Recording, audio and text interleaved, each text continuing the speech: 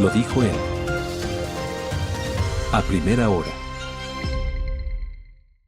Muy bien, seguimos 7:16. Gracias a Michelle Maffei, que está conectada con nosotros vía telemática.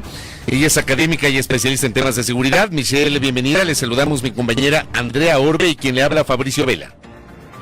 Hola Fabricio, hola Andrea, muchísimas gracias por la invitación. Espero que la próxima sea presencial, que siempre es un gusto verlos. Pero que usted venga, pues que usted venga.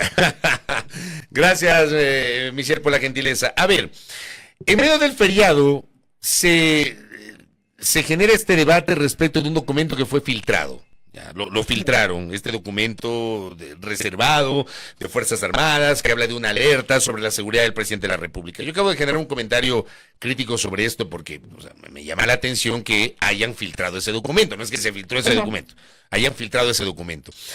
Yo quisiera analizar tanto la filtración cuanto el contexto. ¿Qué tan creíble es lo uno y lo otro? Porque ciertamente es grave, o sea, el hablar de una alerta sobre la seguridad del presidente de la República es grave, pero yo lo tomo con pinzas por el contexto. ¿Cómo le ve usted, Michelle? Bueno, si hablamos netamente del fenómeno de crimen organizado, de sicarios, porque se rumoraba que eran sicarios de Colombia, de ahí mencionaban que eran sicarios básicamente de cárteles mexicanos. Cuando se habla de crimen organizado, indiferentemente de qué partido político pueda estar financiando, ellos simplemente se mueven por dinero. Entonces, hay una retórica de no voté, y de muchos colegas míos, no voté por RC porque ellos son un partido narcotraficante, que es terrible decirlo, pero ese era el discurso como tal. Y por eso también muchos de los votos blandos se fueron a Novoa. Me gustó tu comentario y aparte de eso, yo creo que aparte de este discurso y esta dialéctica de RC está con los narcotraficantes, ellos tienen un discurso de odio y la gente de voto blando es gente más o menos en sus 20, 30 años que odian los discursos de odio, entonces tienen que modificar eso. Pero lo interesante es que no me llamaría la atención que un partido político en efecto esté financiando a estos posibles sicarios, pero no necesariamente tiene que ser RC, puede ser cualquier persona que simplemente le pueda estar cayendo mal el presidente electo. Eso es totalmente creíble, sí. Ahora, de que el crimen organizado se mueve por partidos de derecha o izquierda, eso es totalmente mentira. Un partido de derecha puede financiar netamente o puede tener nexos con el crimen organizado, como también un partido de izquierda. El gobierno del señor Maduro, que básicamente es una dictadura, evidentemente hace muchísimo dinero con pandillas locales venezolanas y el ELN en todo lo que es la minería ilícita de oro. Ahora, por otro lado, Shinzo Abe, que era un gobierno, está ya muerto el señor, era un gobierno de extrema derecha en Japón, lo asesinaron por tener ciertos nexos y básicamente favores que no cumplió con los yakuzas, y los yakuzas también son un grupo dentro del crimen organizado. Entonces, da igual quién gane. El crimen organizado se modifica y lo que quiere es básicamente servidores públicos como servidores privados que se presten a la corrupción. Y eso en el Ecuador pulula, lamentablemente. Entonces, eso totalmente creíble. Ahora, la credibilidad de que haya sido básicamente desclasificado o filtrado este documento, evidentemente es por una cuestión política. Cuando hablamos de las entidades de inteligencia en el Ecuador, es bien difícil que algo se filtre si no tiene una finalidad. ¿Por qué? Porque si de verdad algo lo quieren mantener en secreto, eso nunca va a salir. Porque lamentablemente las instituciones de inteligencia en el Ecuador no son instituciones de inteligencia, son instituciones de aparataje político que siempre están básicamente atormentándole la vida a opositores políticos y siempre están tratando de favorecer ciertos, se puede decir, ciertas elecciones que sean tal vez de interés del gobierno de turno, es decir, utilizan el aparataje estatal para que ciertos políticos en efecto terminen siendo presidentes. Uh-huh. El año pasado veíamos el informe del Latinobarómetro 2024 sobre la desconfianza que la ciudadanía tiene a las instituciones. Menoscaba nuevamente esa confianza, digamos, con esta narrativa en Latinoamérica, con esta narrativa que tuvimos del fin de semana, menoscaba nuevamente esa confianza de decir, a ver, ¿esto es o no es real? ¿Hay que realmente estar alertas o no? ¿Cómo es su percepción? En el Ecuador desde el 2017, por ejemplo, tuvimos que haber estado alerta en torno al crimen organizado en el país. Desde el 2017 empezaron las masacres carcelarias y lamentablemente Policía Nacional tenía una retórica de esto no se puede filtrar porque hay que dejar que los PPL se maten entre ellos. O sea, no importa. Y eso inteligencia ecuatoriana lo sabía y decidieron no hacer absolutamente nada por cuestiones electorales, políticas y demás cuestiones. Ahora, de que tenemos que estar en alerta y el hecho de que el Estado esté en alerta máxima no me parece una mala idea. Ahora, el crimen organizado y el hecho de que sicarios de afuera están llegando al Ecuador no es noticia nueva, es básicamente leche derramada. El gran ejemplo fue el magnicidio de Villavicencio, que ¿quiénes fueron? Fueron sicarios en efecto colombianos. Ahora, de que eso pueda suceder al presidente electo, muy posiblemente. Si ya lo hicieron una vez, no me llamaría la atención que lo hagan 2 veces. Y esto sucede básicamente porque los militares no están en la frontera haciendo el trabajo que deberían estar haciendo. Vuelvo a recalcar, el Ecuador, inclusive en términos del plan o la lucha contra el crimen organizado, tiene un plus que Colombia y Perú no lo tienen. Y deberíamos aprovechar eso por el momento. Nosotros no cultivamos coca al mismo nivel que Colombia y Perú. Nosotros no tenemos los precursores para generar drogas sintéticas y básicamente todo lo que se mueve dentro del Ecuador viene de afuera, es decir, vía frontera y muchísimo vía frontera amazónica. Y evidentemente, si los militares están en los centros de privación de libertad, con más ganas va a entrar el crimen organizado al Ecuador.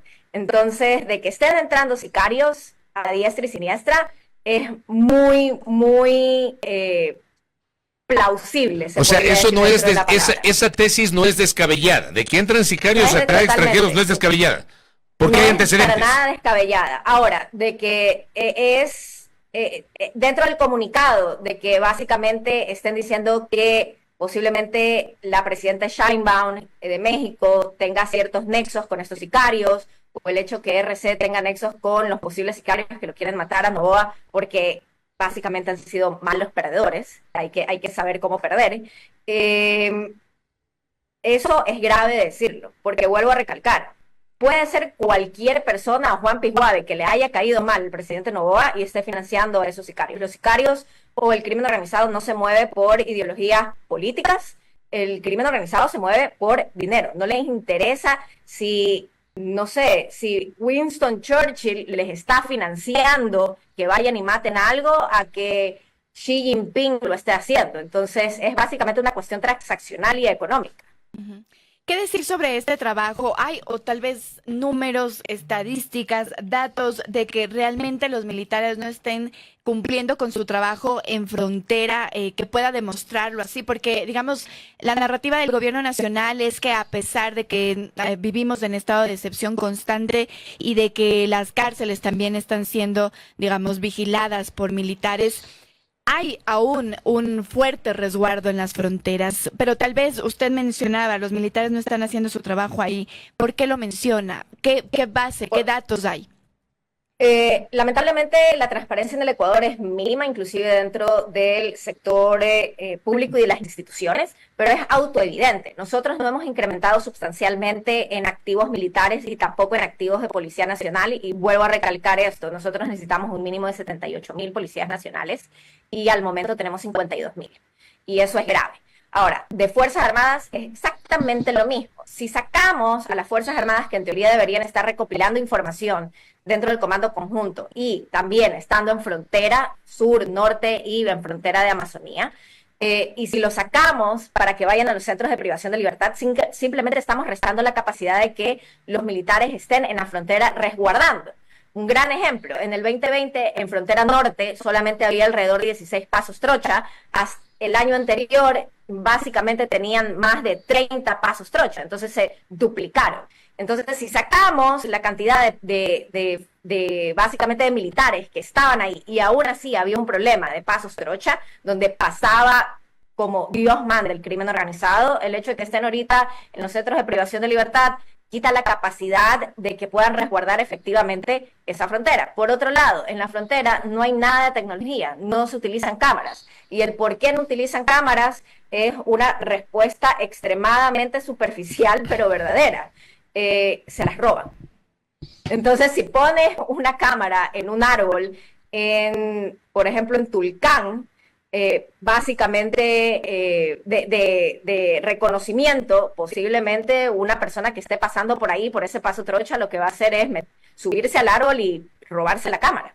Entonces, evidentemente, Fuerzas Armadas no está haciendo su trabajo correctamente, y es por eso que todavía tenemos una tasa altísima de homicidios y también de presencia como decomisos de droga. El Ecuador en 2024, por primera vez en la historia, tuvo más decomisos en puertos de cocaína que Colombia, y nosotros no cultivamos cocaína. ¿Qué es lo que significa? Que el Ecuador a la actualidad es el país que en tonelaje tiene más cocaína y que se mueve más cocaína dentro de sus calles en el mundo. Y eso es gravísimo. Y que no estemos haciendo las cosas bien y que estemos básicamente poniendo, y eso me parece una irresponsabilidad también del Comando Conjunto, de desclasificando o simplemente dando a ciertas personas un reporte que tuvo que haber sido reservado, secretísimo. Es terrible porque simplemente significa que la inteligencia ecuatoriana no sirve. Claro, Algo que ya lo he dicho desde hace años. Yo por eso sustenté un poquito mi comentario en ese sentido, porque me parece grave la alerta del Comando Conjunto, pero también me parece grave el hecho de que la hayan filtrado a determinadas personas para que se viralicen redes, y luego de que se viralicen redes aparece el gobierno a certificar la validez de ese documento. Y claro, inmediatamente digo, ¿por qué filtran este documento? ¿Y por qué no filtraron otros documentos de inteligencia? De supuestas amenazas, ¿qué pasó con el tema eléctrico, el derrame de esmeraldas, el voto, las supuestas extorsiones del voto en primera vuelta, el tema de Alondra Santiago? O sea, hay tantas cosas sobre las cuales no han presentado pues al país informes de inteligencia y presentan en este contexto. Entonces es inevitable tomarlo así con sentido crítico, Michelle. Sí, y al revés, la filtración es más grave que el posible atentado al presidente. Todos los presidentes alrededor del mundo tienen, aunque sea en su vida, un atentado. Inclusive Barack Obama tuvo un atentado que, muy interesantemente, un canino, un K9, lo salvó, por si acaso. Pero lo que es más penoso y más grave es esta filtración. Ahora, ¿por qué no se han filtrado otros documentos de inteligencia? Es básicamente porque fueron tremendas metidas de pata del gobierno de turno y el gobierno que fue reelecto. Entonces, si ciertos reportes o información extraoficial era básicamente dada a la ciudadanía, podría ser que no iban a ganar la reelección. Entonces, por eso, entre comillas, no se filtraron. Pero mientras nosotros estemos básicamente manejando la información como la estamos manejando en el Ecuador, que es por fines políticos y electorales, no vamos a ver un cambio significativo en la tasa de homicidios ni la situación de inseguridad en el Ecuador. Vuelvo a recalcar, ya vamos 2 años que Durán es la ciudad como tal más violenta de toda América Latina y el Caribe, sobrepasando a Puerto Príncipe de Haití. Y Haití hay canibalismo, o sea, Puerto Príncipe tiene una tasa de homicidios de 139 con 3 millones de habitantes, y Durán, con 300.000 habitantes, tiene una tasa de homicidios del 156 por cada 100.000 habitantes. Entonces eso es gravísimo. Y mientras no hagamos las cosas bien en inteligencia y que no tengamos en realidad tecnología e inteligencia, las amenazas que de verdad competen, esto no va a cambiar. Ahora, por otro lado, el gobierno de turno y muchas personas les están culpando a los cárteles y a ciertos sicarios de ciertas, por ejemplo, células de la FARC que están entrando al Ecuador y que quieren cometer este magnicidio al presidente. Ahora, yo creo que sí, evidentemente las estructuras criminales son un problema, pero si no hubiese personas dentro de la política que estén financiando posiblemente a estos sicarios, no estarían entrando ningún sicario al Ecuador con el fin de asesinar al presidente. Vuelvo a recalcar, la la visión de todos los gobiernos que han pasado en los últimos 30 años siempre ha sido: vamos a dar bala a los criminales. A los criminales no les interesa si les matan hoy o los matan mañana. Igual van a seguir siendo criminales. Pero a quién sí les interesaría que básicamente los maten o que le arruinen su carrera política o dentro de su profesión dentro del sector privado, es evidentemente al sector político y al sector financiero que financian el crimen, que financia el crimen organizado y que también lucra del crimen organizado. Entonces, mientras no saquen a la luz a ciertos políticos, nada va a suceder. Gran ejemplo en Manabí. César Fernández sigue vivo y su familia está involucrada en la política. Y César Fernández era la mano derecha en Ecuador de Pablo Escobar y trabajaban directamente con el cártel de Sinaloa para pasar la droga vía México terrestremente y también aéreamente de México para Estados Unidos. Y no pasa absolutamente nada. Al revés, salió libre de prisión por ser viejo.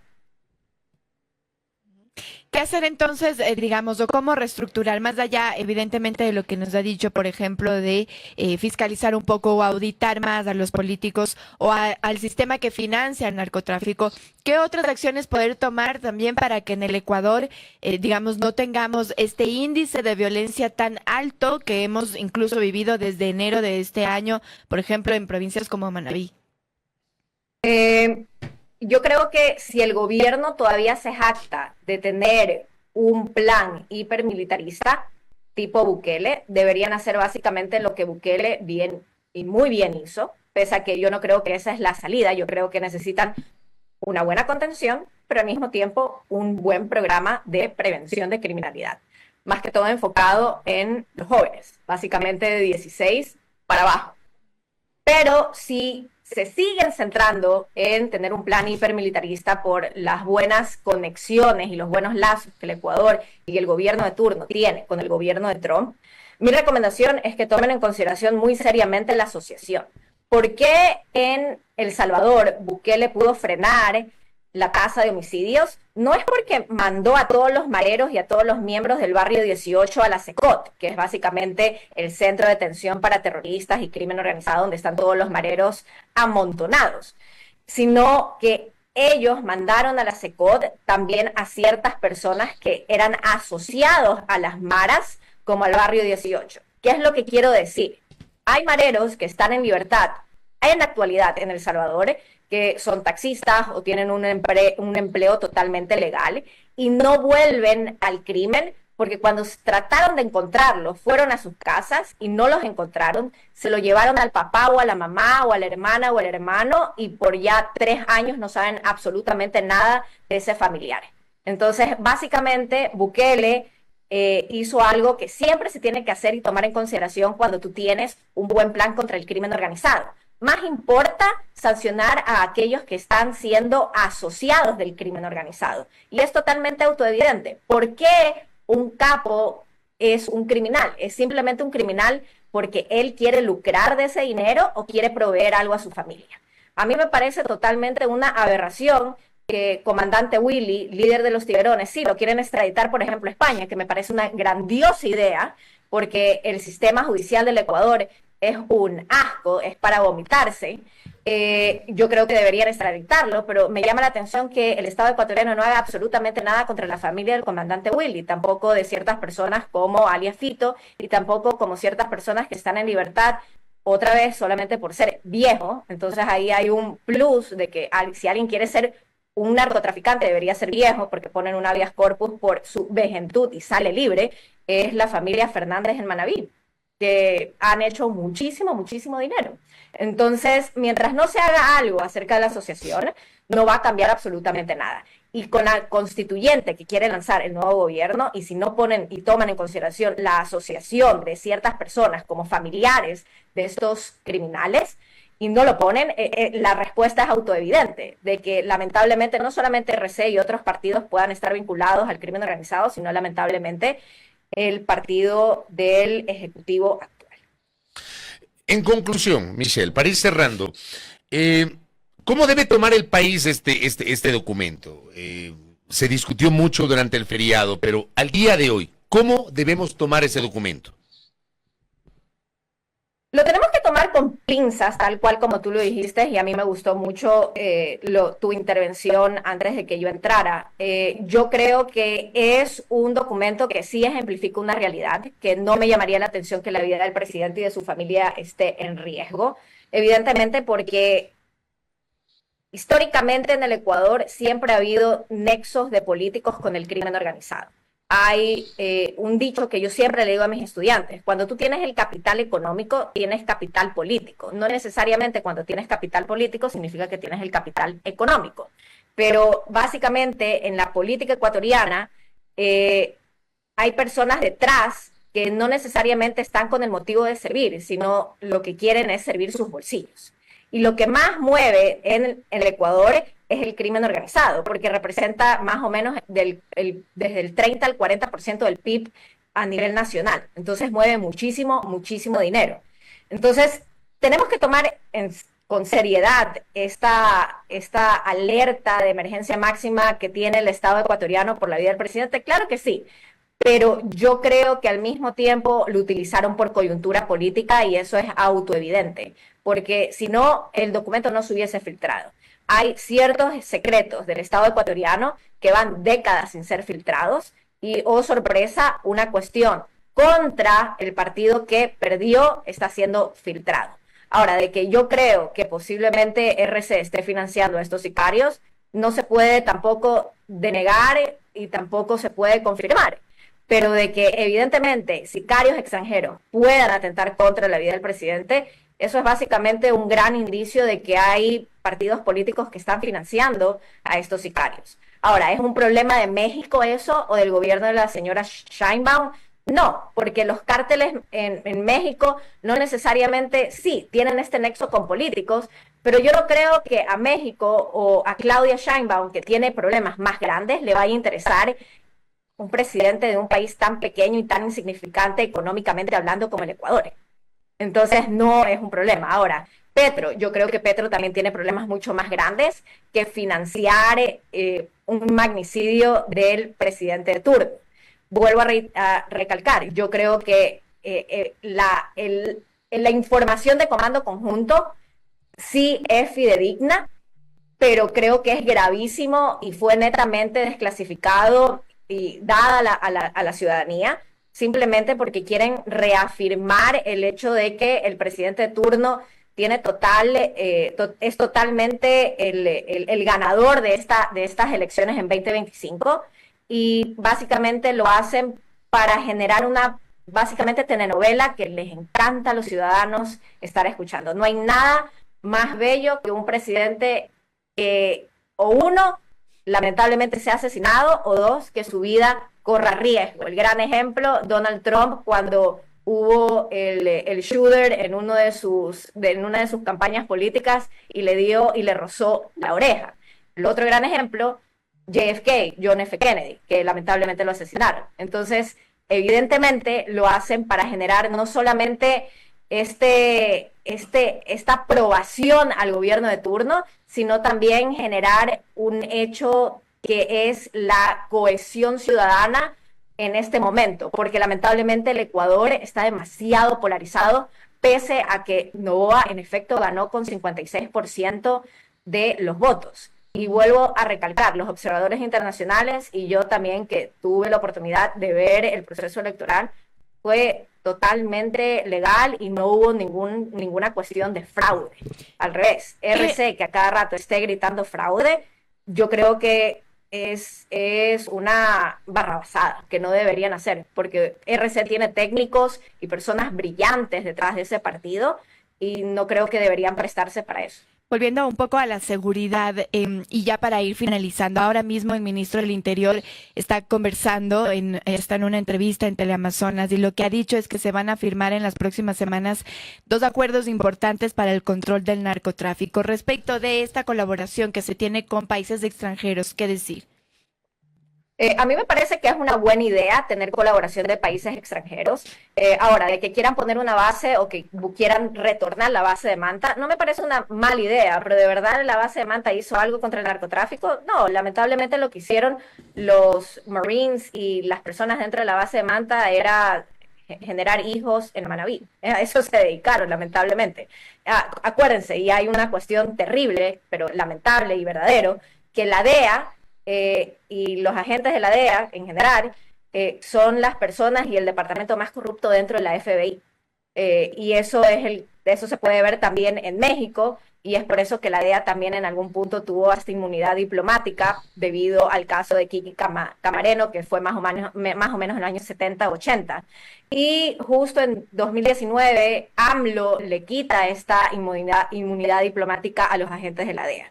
Ahora, si quieren traer una base militar, está bien que tengan su base en Manta. Más que todo los americanos quieren tener la base en Manta para tener básicamente cercanía y que puedan tener básicamente satélites que estén monitoreando el canal de Panamá. Para eso estaba, y asumo que quieren retornar la base de Manta. Ahora, si es que van a firmar ese acuerdo, mi recomendación es que aunque sea deberían poner también otra base en Guayas, más que todo, o en Guayaquil, porque en Guayas básicamente significativamente están en un hub como tal la gran mayoría de puertos a nivel nacional, y es por eso que Guayas sigue siendo la provincia más violenta de todo el Ecuador.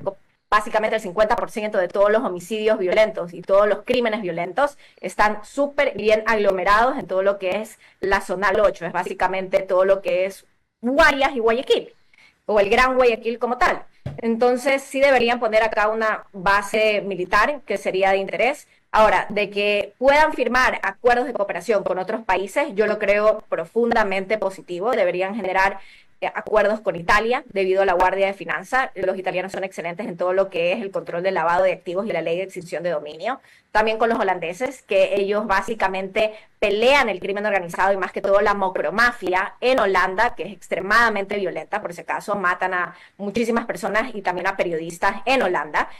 Pero ellos tienen un sistema dual, básicamente tienen una respuesta administrativa y judicial y generan una atracción bien particular que el Estado ecuatoriano no tiene y tampoco tiene ese know-how. Y por otro lado, también hace par de semanas la canciller Sommerfeld firmó un acuerdo de cooperación con el gobierno de Japón, y básicamente los japoneses donaron $3 millones para tener nuevas patrullas. Yo creo que más que dinero deberían firmar acuerdos de cooperación acerca del know-how de cómo hacer algo contra el crimen organizado, y Japón tiene ese know-how con los yakuzas porque tuvieron básicamente una política pública extraordinaria a nivel judicial que les quitaban todos los derechos ciudadanos a los miembros y también a ciertas familias de los yakuzas, porque tomaban en consideración muy bien la asociación, no solamente directa, sino indirecta de personas con el crimen organizado. Correcto. Entonces, no me parece una mala idea, pero vuelvo a recalcar, el problema del Ecuador es interno. Nadie va a poner la casa en orden más que los propios ecuatorianos. Y si tenemos Policía Nacional totalmente corrupta, donde 1 de cada 10 policías trabaja con el crimen organizado, si tenemos fiscales, jueces y abogados que se prestan para ser financiados con el crimen organizado, y si al mismo tiempo tenemos una sociedad civil que profundamente no cree en un movimiento antimafia como tal, no va a cambiar absolutamente nada. Correcto, Michelle. Gracias por el tiempo y por los aportes para este debate. Muy gentil, ¿eh? Muchísimas gracias a ustedes y un abrazo. Gracias a la especialista en seguridad Michelle Maffel, su visión a propósito de esta alerta que fue filtrada el último fin de semana, el último feriado, sobre un supuesto riesgo respecto de la seguridad y la integridad del presidente de la República y su gabinete. Primera plana. Todas las noticias, todas las voces.